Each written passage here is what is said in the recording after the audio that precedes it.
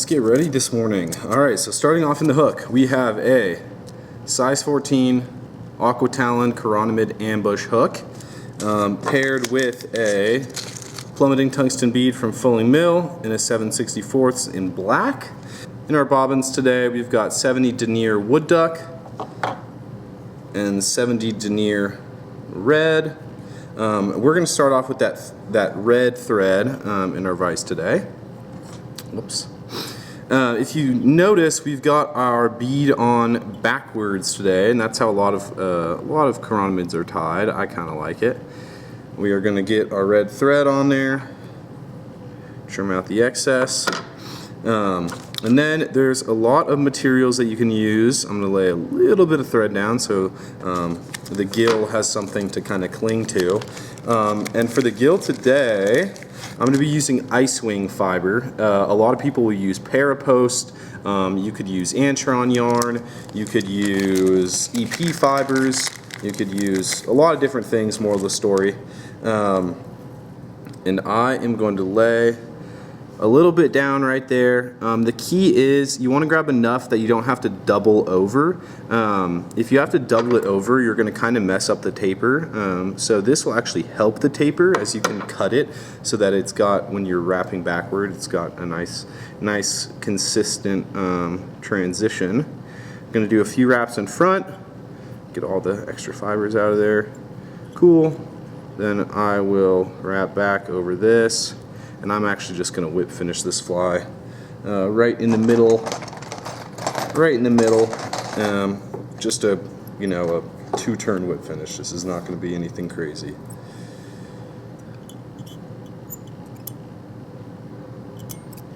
Just like that. Whoops.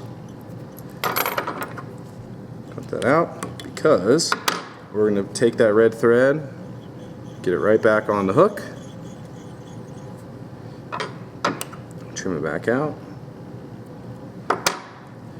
and we are going to make a nice long thread body moving back past around the barb of the hook. Wrap forward, just cover up some of this stuff to the front. Next we have our small gold silver Mylar tinsel, so gold on the outside, silver on the inside, and I'm going to cut off a couple-inch strip of that, especially if I'm tying multiple flies, which you probably want to, just because that makes the most sense. And once you get going on this fly, it doesn't take much time at all. You are going to take the end with the gold side facing out, put it there right behind the bead, like so, and wrap back. Not all the way to the back of the thread wraps. We're going to leave it a little bit in front. What I'm going to do is flatten out my thread a bit and do some touching wraps, cover up all of that tinsel as well as anything else that might be exposed, like that. Perfect. And then I'm going to whip finish. Don't bother with doing too many whip finishes. You really just need to get the thread out because you're about to put thread right back on. So now I'm coming in with that 70 denier wood duck colored thread, trimming out the excess. And basically for this fly, the front third of the fly is going to be pretty much all brown. The middle third of the fly is going to be a little bit olive, a little bit brown, and then the back third of the fly is going to be red.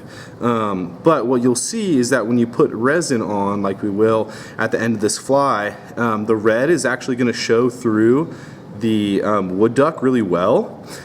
So you can really overload it with that wood duck colored thread. And like I said, you're not actually going to see it super well. So I want to make sure that this front half is really covered, no red showing, and then that there's a little bit of red thread showing through the middle section, and then then it's all red thread in the back section. I'm gonna flatten out my thread again. All right, so Now we're going to take wraps forward with our tinsel, if I can.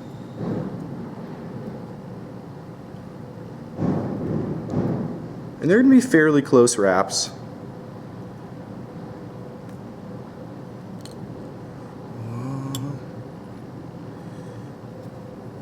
Cool, going to capture that, trim it out. Before I do this final whip finish, I'm going to cut my gill, which is going to be fairly short. Just like that, perfect. Now I'm going to whip finish this fly. Yet again, don't worry about doing too many whip finishes because we're about to cover it with UV resin. Perfect.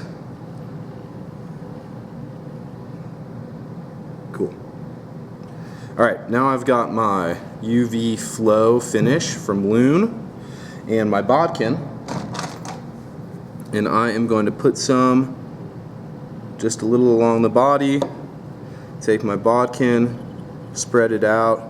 This is really going to also help the durability of the fly, as tinsel tends to kind of slip once it has met a fish's mouth, which this fly certainly will.